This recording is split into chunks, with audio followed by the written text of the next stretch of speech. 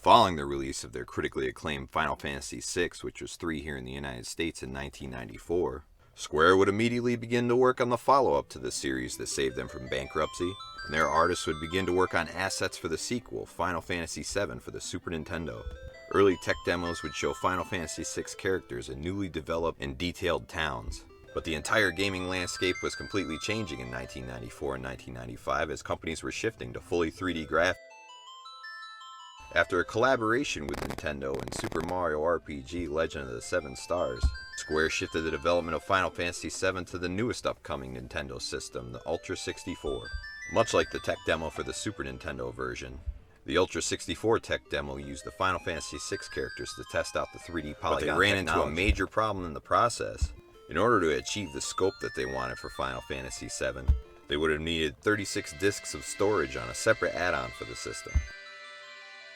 So they felt compelled to explore other options as new systems were beginning to emerge. One such system, the Sony PlayStation, had just broken off from a partnership deal from Nintendo to develop their own system, which was CD-ROM based as opposed to cart based like the Ultra 64, meaning that it could hold a lot more storage on each disc and it was a lot easier to develop for than its main competitor, the Sega Saturn. So the 64 version, which had been advertised in magazines for months, was completely scrapped and shifted to the PlayStation.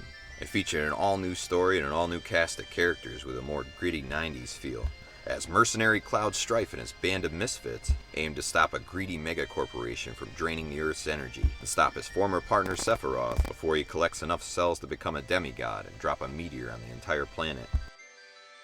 The stage was set as January of 1997 saw the release of Final Fantasy VII for PlayStation, immediately becoming a smash success and putting the PlayStation on the map, changing the trajectory of gaming to where the PlayStation was the dominant console. Selling nearly 12 million copies, it still stands as one of the most iconic and best-selling PlayStation games of all time. Subsequent Final Fantasy games were released and successful as well, but there was always a constant demand to the return of the characters from Final Fantasy VII. Feature films and guest character spots in other video games would tide people over in the meantime, but the true return to the world of Midgar would not happen until 2020, 23 years later. So today on Doc Mochrie Gaming, we look at the original Final Fantasy VII in comparison to the brand new remake releasing later this year, as we look at both side by side and play the brand new demo just released.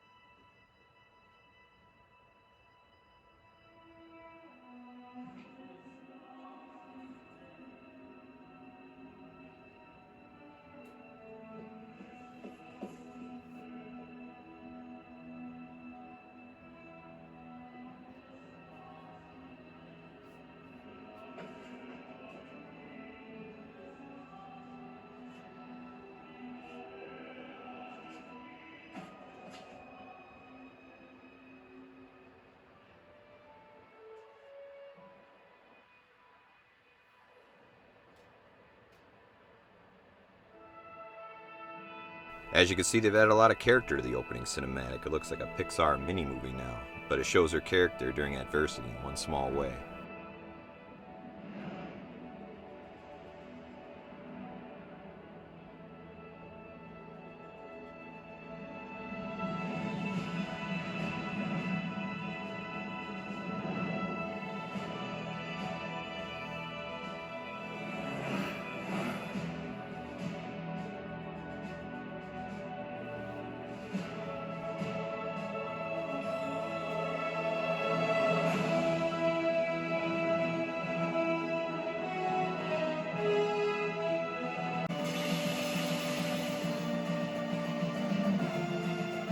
And now we're going to look at the very first battle. Obviously, the original Final Fantasy VII is based in traditional Final Fantasy style turn-based combat.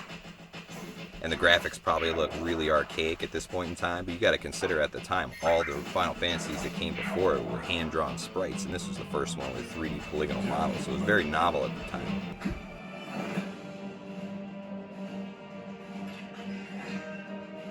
The cinematics, the resolution, and the animation have come a long way in the past 23 years, as you can see by looking at the Cloud character model.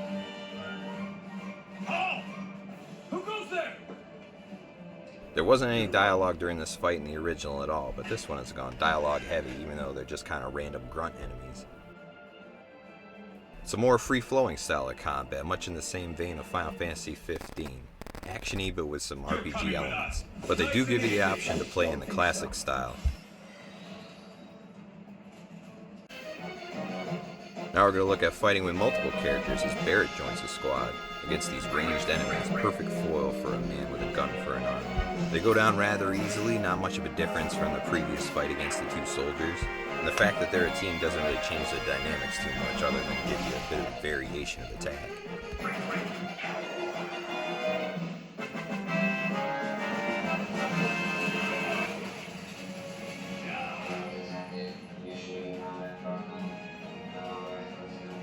The new one adds a real-time tag system where you can switch between characters at the press of a button and coordinate your attacks instantly.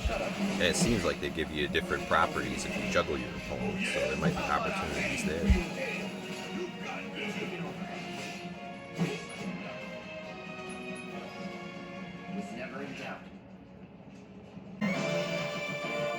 Outside of battles, the characters just kind of looked like blobs and squares that were different colors, but that was kind of a common occurrence at the time. Much like the previous Final Fantasies, all the dialogue was given in square block text with the character's name above it. But they did let you give the characters any name that you wanted to give them, so it gave you a bit of personalization.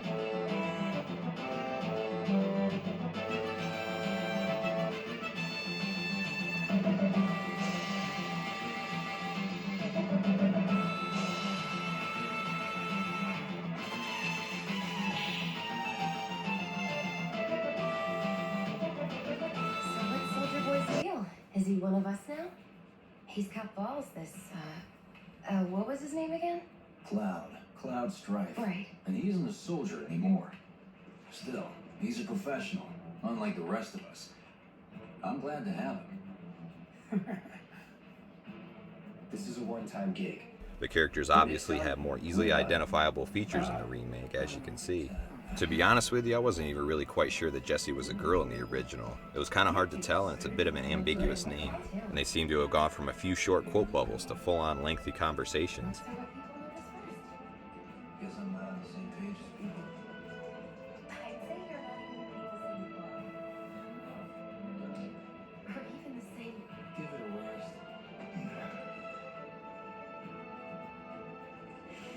One drawback in the remake from the original is the fact that you can't really change your name anymore, but that's probably because they recorded a ton of dialogue with them addressing Cloud directly. But you know what I think? Not interested. What?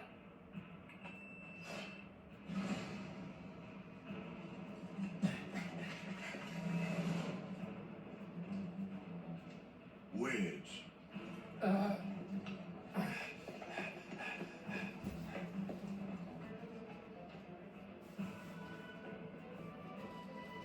You better be worth the money, Merc.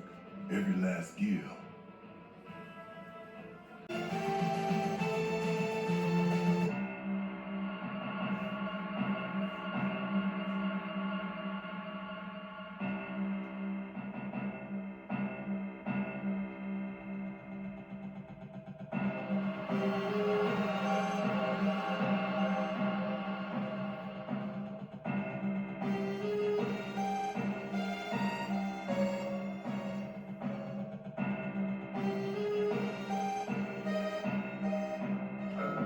The environments in the original were well designed, but they're all static environments.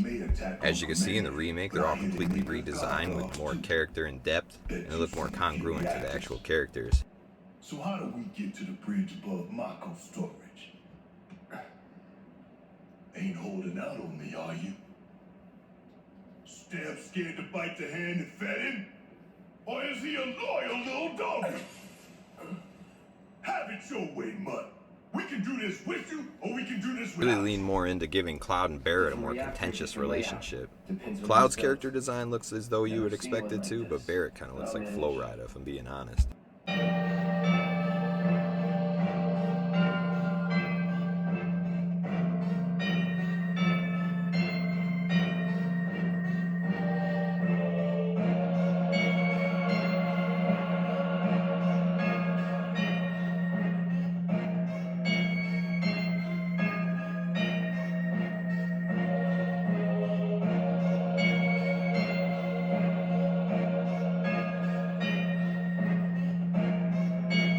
This pump's sole purpose is to drain the planet dry. While you sleep, while you eat, while you shit, it's here sucking up Mako. It doesn't rest, and it doesn't care. You do realize what Mako is, don't you? Mako is the lifeblood of the world. The planet bleeds green like you and me bleed red. The hell you think's gonna happen when it's all gone, huh? Answer me! You gonna stand there and pretend you can't hear the planet crying out in pain? I know you can! The 2 or 3 lines that Barrett was given in the original have turned into a full-on monologue, and shows the extensive voice acting work that's been added to the game. Say that again. I'd worry less about the planet and more about the next 5 seconds. Save the screaming for later.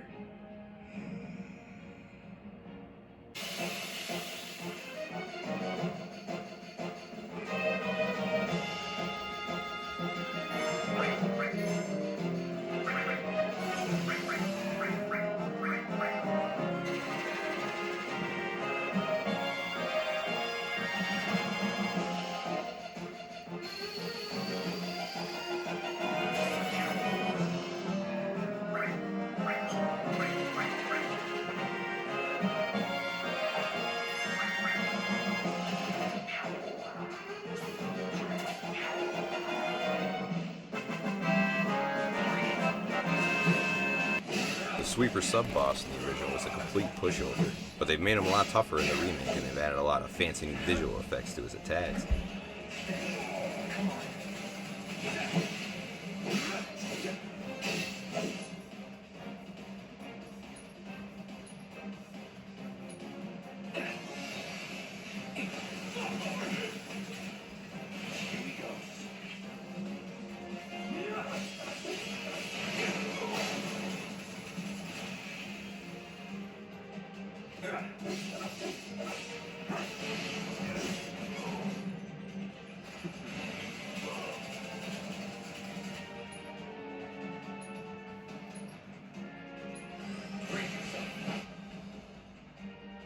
They seem to have co-opted a similar stagger system to the one in Final Fantasy XIII, in which you fill a stagger bar until they drop, then they're stunned for several turns. Hey, it's not moving! Let's pin it down. Give it all you got. We need a light. Cloud now has a stance mechanic in which, depending how he's holding the sword, it could change the speed and power of the attack. Hopefully he has several more and they're customizable. Barrett's been given a different additional ability in which he fires one high-powered shot, but the cooldown time's a lot longer.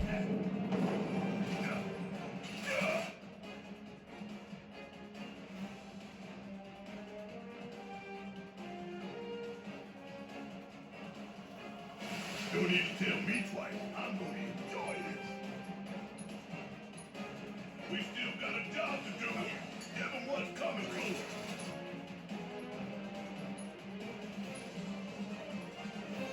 Pushing it. Say your prayer. Fire it one off. Want some more? Give it y'all more. That's all.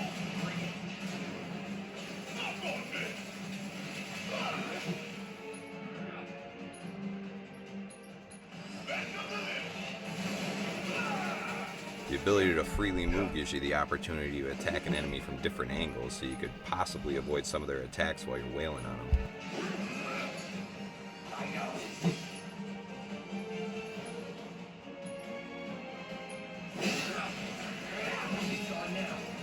Braver was an early limit break in the original, but in the new game it's one of his regular moves.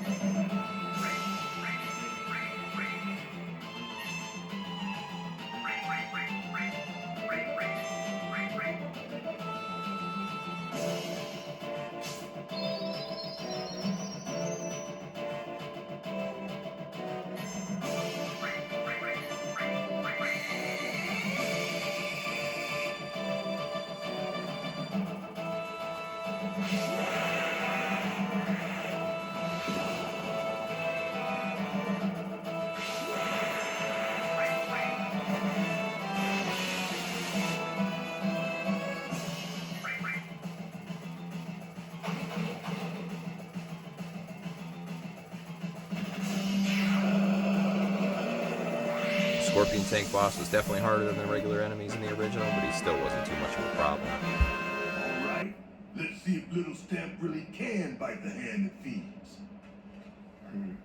Go on, do the honors. Prove to me you're the man Tifa says you are. That you're one of us. Never said I was. I'm just here for the paycheck. Then do the damn job.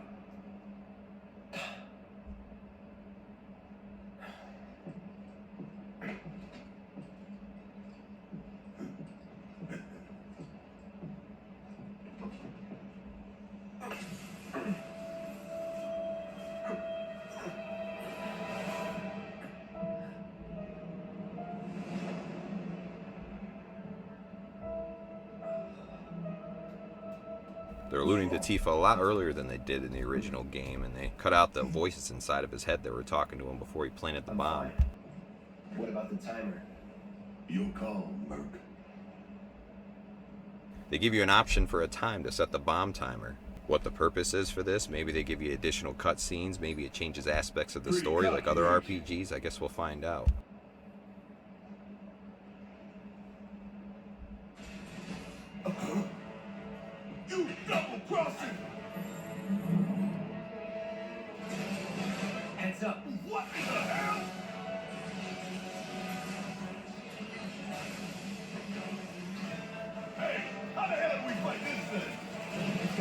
Force armor plated, but the Eternals can be overloaded. Lightning magic. The Scorpion Sentinel's been upgraded in every single way. Even its laser is a full-on laser that locks onto the enemy the entire time. And you can individually target parts of his body like a Destiny boss.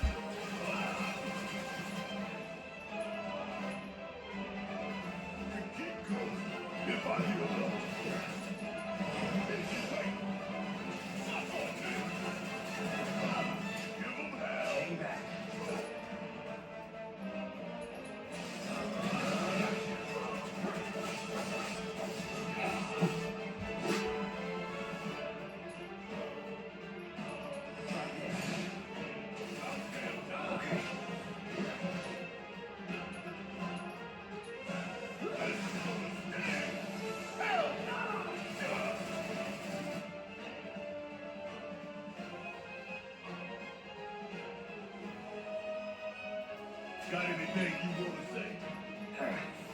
Funny way to ask for help.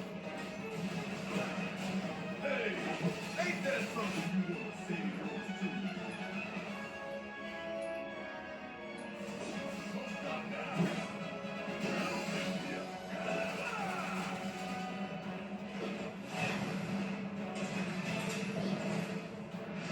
The mid-fight boss animations look incredible in the new game.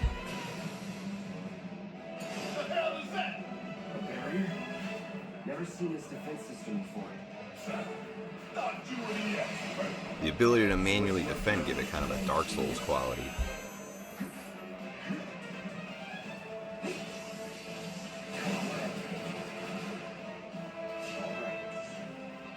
The complete shifts in attack patterns, depending on how much health the boss has, give you a much greater challenge than you had in the original.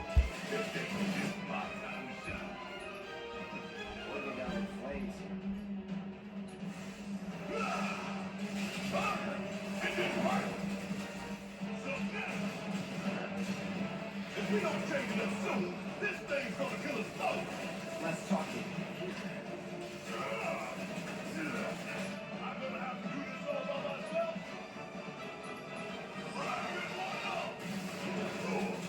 When people save your ass, you might consider thanking them for it. Yeah, damn it! This thing is tough. It wouldn't be much of a weapon if it went down easy. Don't compliment the giant scorpion. Bring it in, bring it home.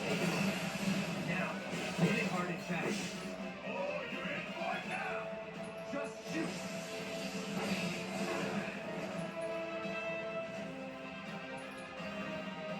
Here it comes.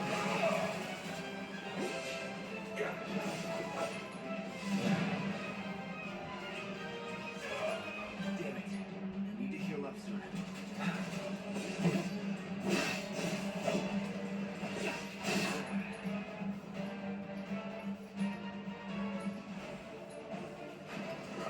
Not looking good.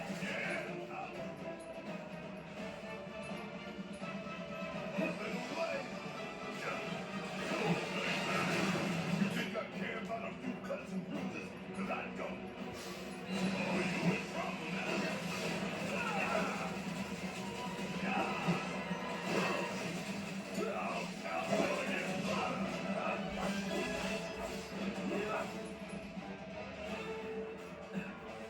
Gotta heal up.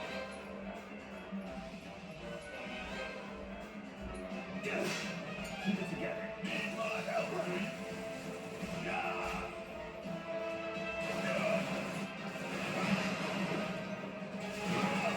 You can keep going if I heal up. You ain't getting none of that. That's it. So don't stop till it's done. Here we go.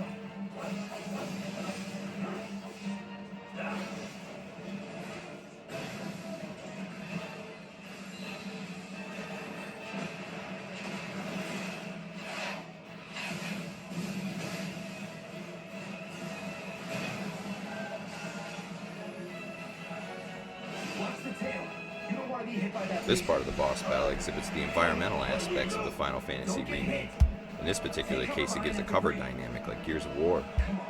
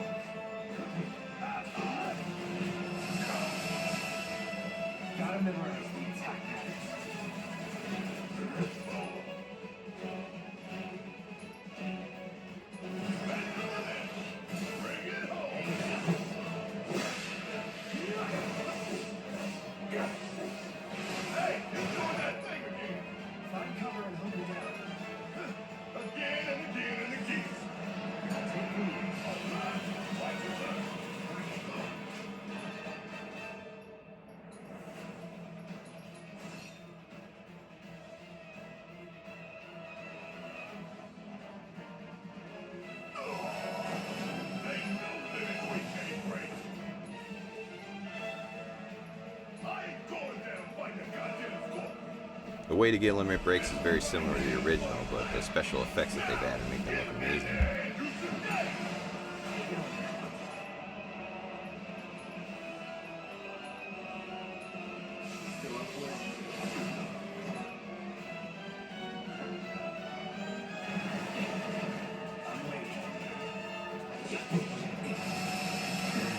Need to do something about these wounds. I got this. The camera at times could definitely use some work though.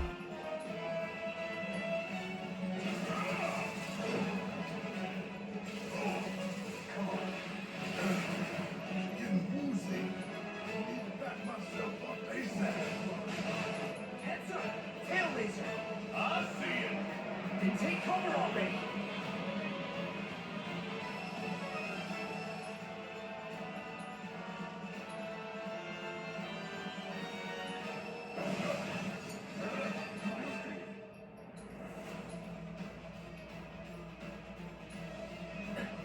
Now, go!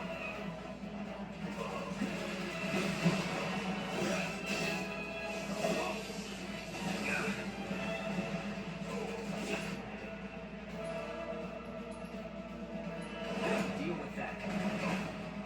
We gonna let this thing keep pushing us around? I don't think so.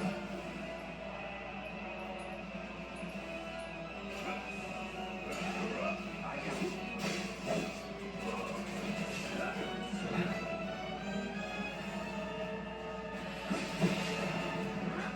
Heal up and regroup. Incoming. Take cover. There really no other option? Want to get shot? Be my guest.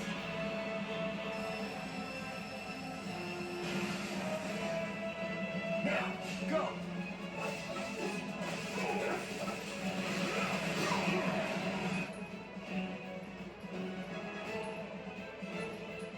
Brace yourself. It's on you. Could get cold if I healed up.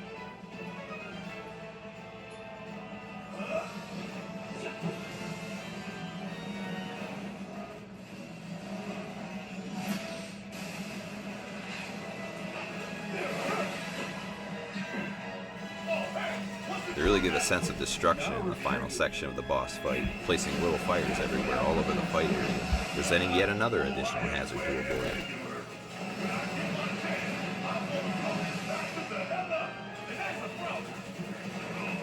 You scared of something?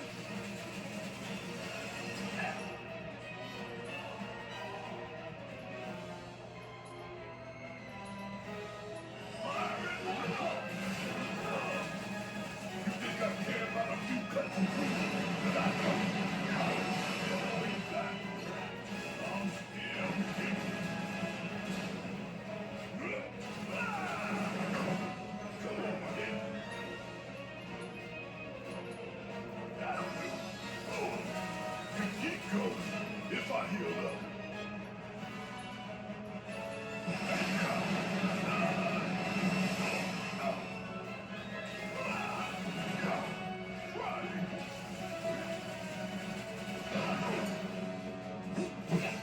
Gotta time our attacks just right. Hold out until you spot it open. Go all out. Sorry.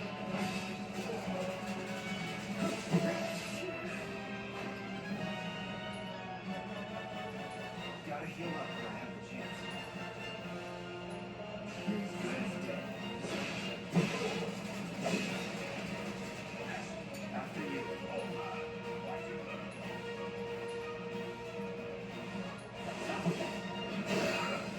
We gonna let this thing keep pushing us around? I don't think so. Hey, you still with me? We gotta bring the heat, and quick. Ready when you are. Firing one off. Hey, follow my lead. No And the time Tin to Man waste. finally goes down.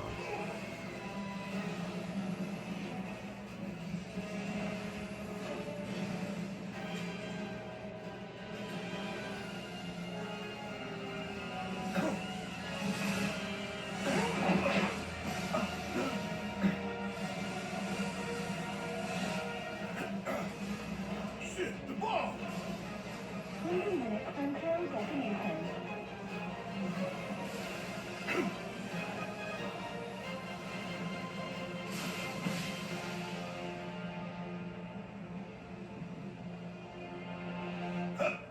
that?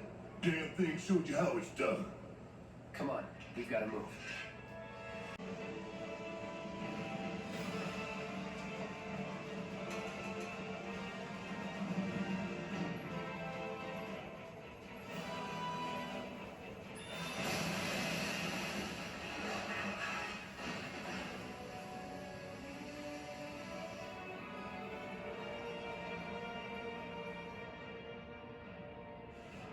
Sir.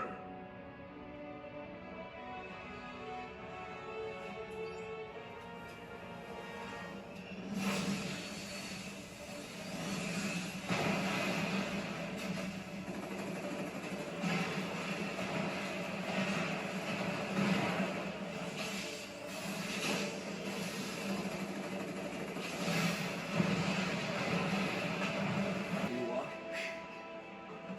If I couldn't, believe me, you'd be the first to know. I'll take that as a yes.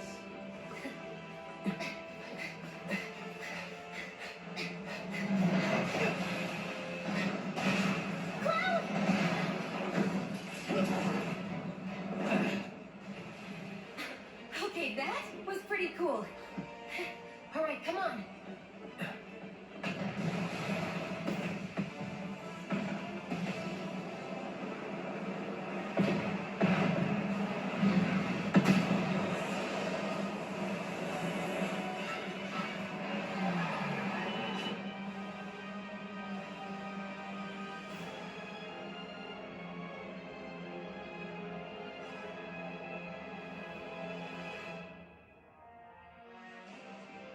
We didn't quite get the full game at this portion of the year like we expected, but this demo was a nice consolation prize. If it's a preview of what's to come, then I'm very excited for the release.